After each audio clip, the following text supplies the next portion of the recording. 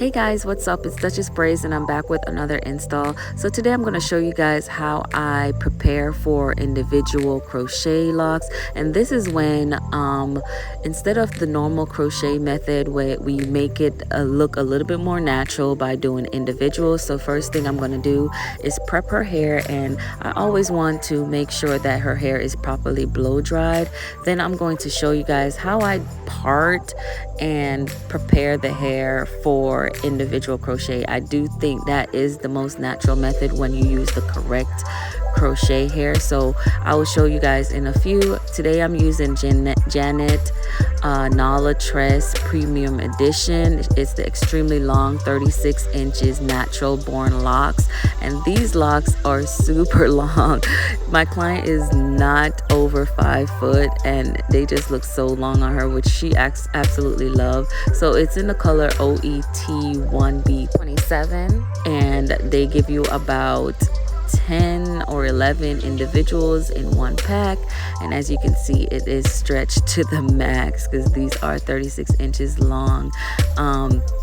And it has like a little ombre effect to it. So I absolutely loved how I did this hair. However, like, I'll show you guys where some things did go wrong.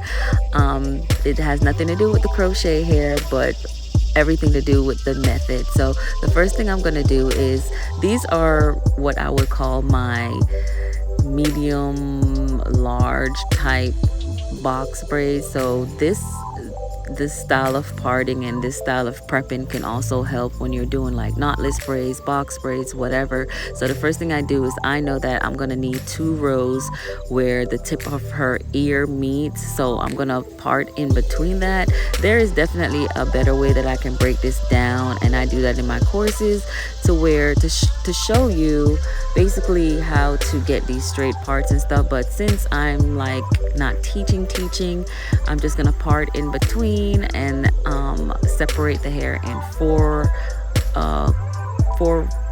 sections, and then I'm gonna braid it down to the tip. So this is what I'm doing to prepare her hair for individual crochet. But I'm telling you guys that these parts could be used for knotless parts, because some of you guys do have issues when you're trying to part or trying to prepare hair for other hairstyles. However, this method can help also. So when I said I wanted 2 rows, that is from the tip of her hair. So this second row is going to go from the tip of her ear to the other tip of her ear. So that's going to give me 2 rows down to her nape.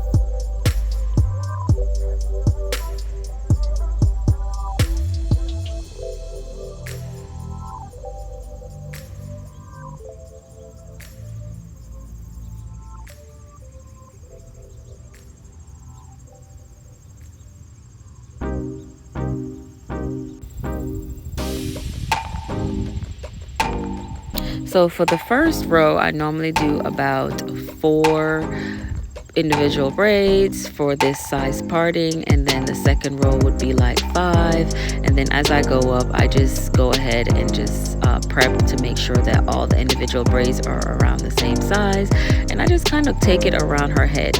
If I was breaking this down for a individual that does not know how to even start, and just trying to teach you guys how I would get the best part, because this type of parting that I'm doing is definitely if you have some experience. However, if you don't have experience, I would have broken the hair down in at least 4 sections before even starting to part.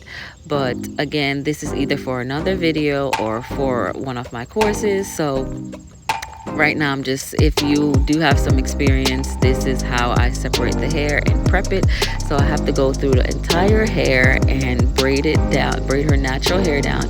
And this is only, I think this method is only gonna work for if your client does have either shorter hair or a finer hair. So if your client has really thin, long, or really thick, long hair, I do not recommend this method for them. I just feel like it works better with clients that have like shorter, maybe finer hair, so that it does fit through the locks more naturally and doesn't bulk out. So however, when I started to do this method, I did realize that these locks were not the right locks. There's nothing wrong with the locks, however, they were not the right locks for this type of style. These locks are best when you do the regular crochet method, and the reason why is because once I started pulling her natural hair through the locks, it started to separate and pull apart. So when I said in the beginning that you have to make sure you have the proper hair, that is exactly what I was talking about. There's nothing wrong with these locks, however, this was not the method to be used on this type of lock.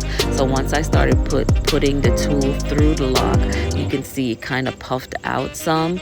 So even though this method is great and it normally looks super natural, for this lock itself, it was just not the best method to use, and I did regret using this method. However, I'm gonna still be real with y'all. I'm still gonna come up here and show y'all this video, and like I said, there's nothing wrong with the locks itself. It's just the method that I use that kind of like messed it up some. But it's still, I mean, some people would love to still wear this style, but for me, I'm a perfectionist, and I just felt like I kind of messed up their lock by using this method and not using the original crochet method, which is like braiding the hair back and then just adding it on to it.